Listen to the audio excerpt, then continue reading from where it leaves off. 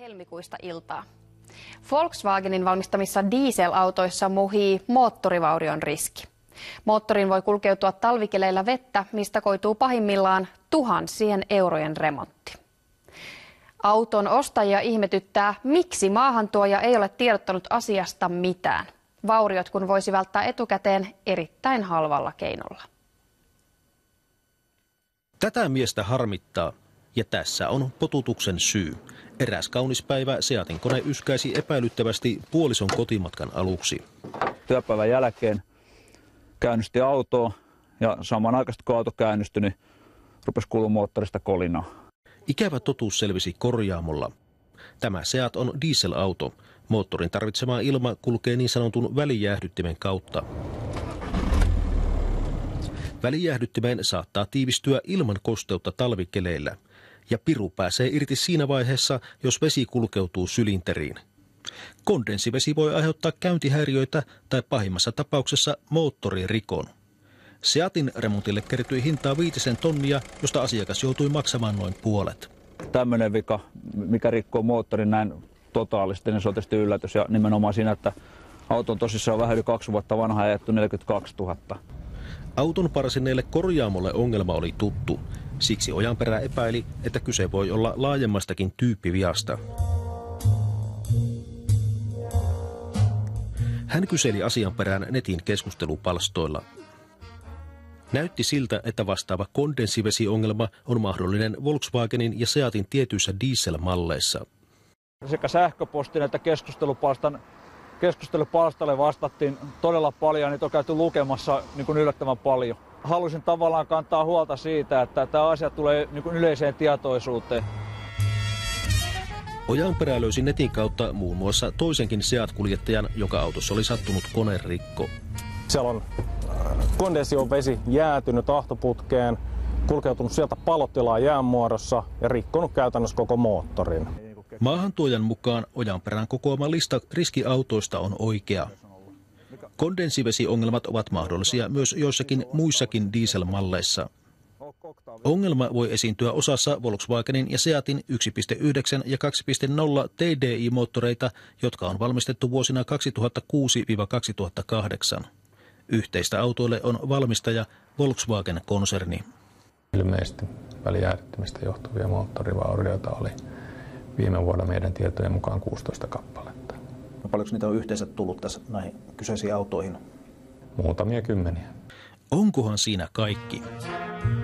Kun soitan muutamalle merkkikorjaamolle, selviää, että kondenssivesiongelma on niille varsin tuttu. Käyntihäiriö on silti yleisempi seuraus kuin moottorivaurio, vakuuttelee maahantuoja.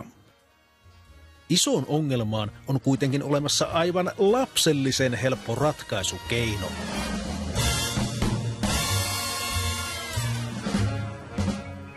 Sitten tätä kondensaatiota voi estää myös asentamalla tällaisen maskisuojan, joka vähentää ajoviimaa ja ehkäisee tätä kondenssiongelmaa. Seat-kuskitkin olisivat siis säästäneet helposti tonneja, jos he olisivat tienneet asentaa keulamaskin heti auton oston jälkeen, eikä vasta koneen kilahdettua. Ensiavuksi kelpaa vaikka pahvin palanen. Olisiko tämä maski auttanut? Todennäköisesti, jos se olisi ajoissa asennettu, niin se olisi auttanut. Monen tonnin ongelma olisi siis todennäköisesti vältettävissä halvalla konstilla. Tuntuisi päivän selvältä, että maahantuoja varoittaisi riskiautojen omistajia ja kertoisi, kuinka ongelmalta voi välttyä. Mutta. VV-auto ei ole katsonut tarpeelliseksi tiedottaa asiakkailleen suojautumiskeinoista yhtään mitään suoraan, esimerkiksi kirjeitse. Ongelmaa esiintyy promille luokkaa autoissa. Emme halua hämmentää laajaa asiakaskuntaa sellaisella tiedolla, jonka esiintymistodennäköisyys on mitättömän pieni. No vaikka nyt konerikkoja on vähän, niin eikö se olisi asiakkaan kannalta mukava, että niitä ei olisi edes niitä tapauksia? Kieltämättä näinkin. Miksei sitten voi tiedottaa? No tämähän on tämän hetken käsitys asiasta, että asia on niin pieni, että ei ole katsottu tarpeelliseksi.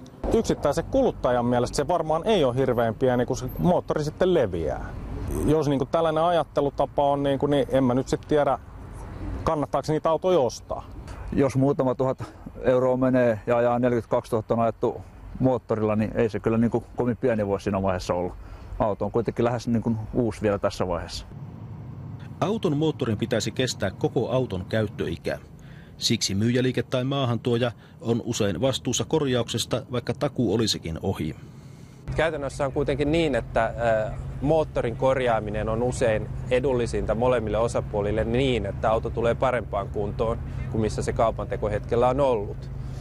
Ja tämmöisessä tapauksessa kuluttaja sitten joutuu osallistumaan tähän auton arvonnousuun. Jani-Pekka Rauanto joutui maksamaan puolet reilun 3 tonnin korjauslaskusta.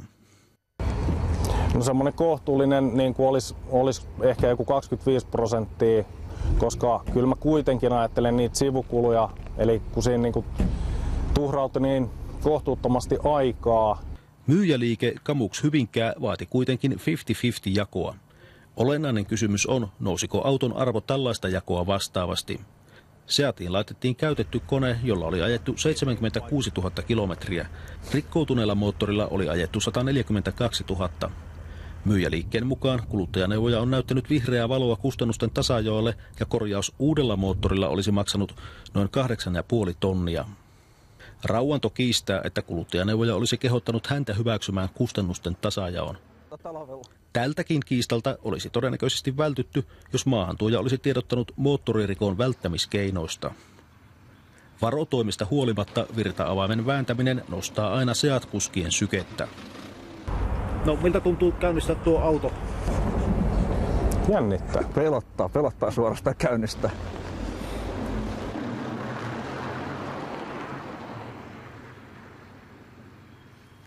Vastaava moottoriongelma voi tulla vastaan myös joissakin Skoda-malleissa. Aiheesta lisää nettisivuillamme. Nyt